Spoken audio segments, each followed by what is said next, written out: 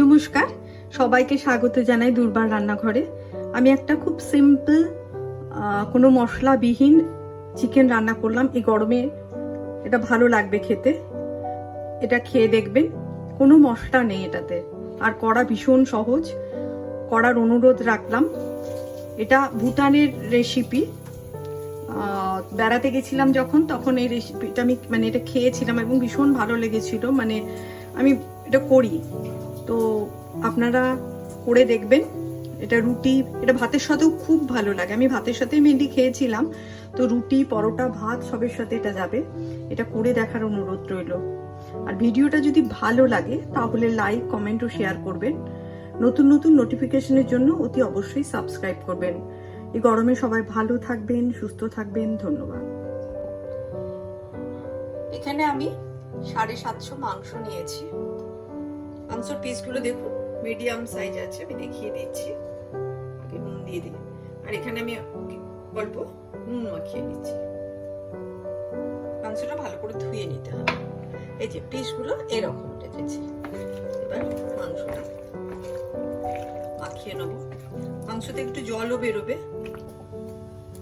Fry pan গরম হয়ে গেছে। এবার এখানে তেল দেবো, একটু বেশি তেল দেবো। মাংসগুলোকে ভালোভাবে ভাজতে হবে।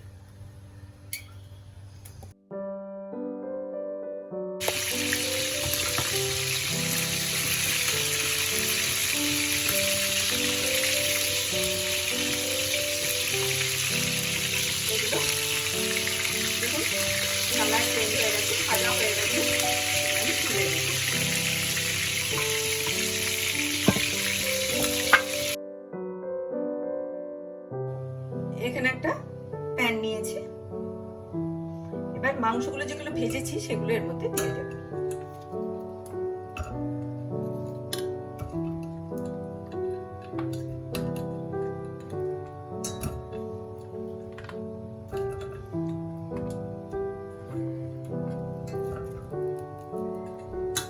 মাংসগুলো দিয়ে দেব।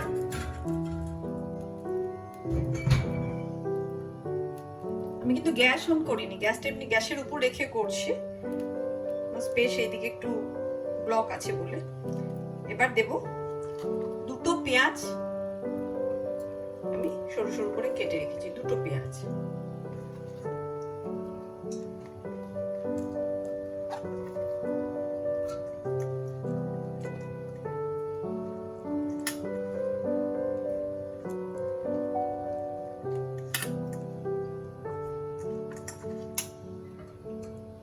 পেঁয়াজ, আর এখানে 10-12 খানা লঙ্কাকে চিড়ে দিয়েছি।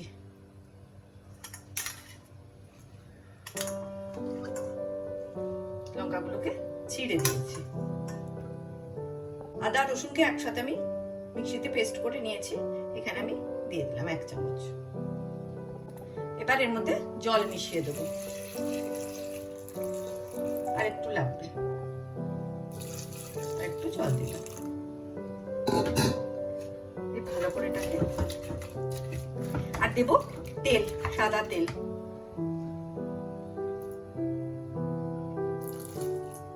সাদা তেল দিয়ে দিলাম।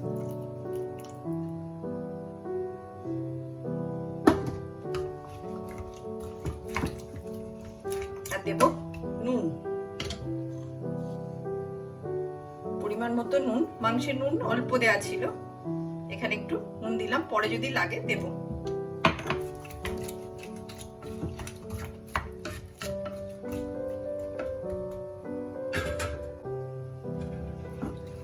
ভালো করে মিক্সড করে দিলাম, দিয়ে ঢাকা দিয়ে দিলাম। ঢাকা দিয়ে এবার গ্যাসটাকে অন করছি।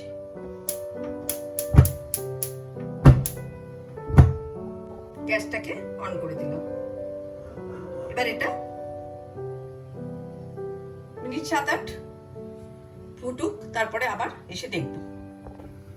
6-7 মিনিট হয়ে গেছে। আমি ঢাকাটা খুলে ফেলছি। এবার এটা একটু,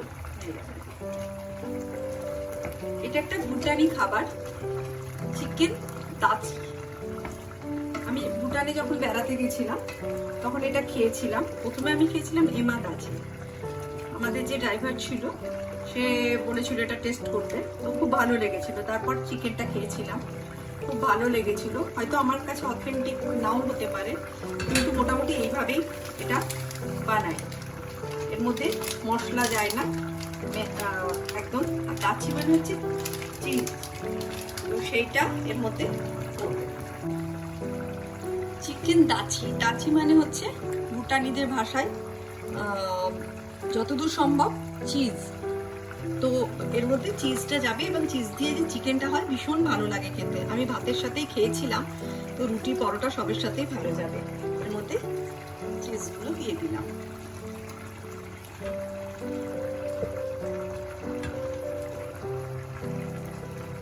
একটু ঢাকা দিয়ে দিলাম, একটু গলুক। আচ্ছা, এটা আমি একটু খুললাম। দেখুন এগুলো গলে গেছে। আর একটু নেড়ে দেব। আমি নুনটা একবার দেখবো ঠিক আছে কিনা। চিকেন তো ভাজাই ছিল, ওখানেই অনেকটা সেদ্ধ হয়ে গেছে, আর এখানেও সেদ্ধ হবে। আর একটু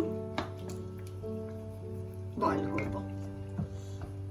একদম মশলাহীন রান্না, অথচ ভীষণ ভালো খেতে।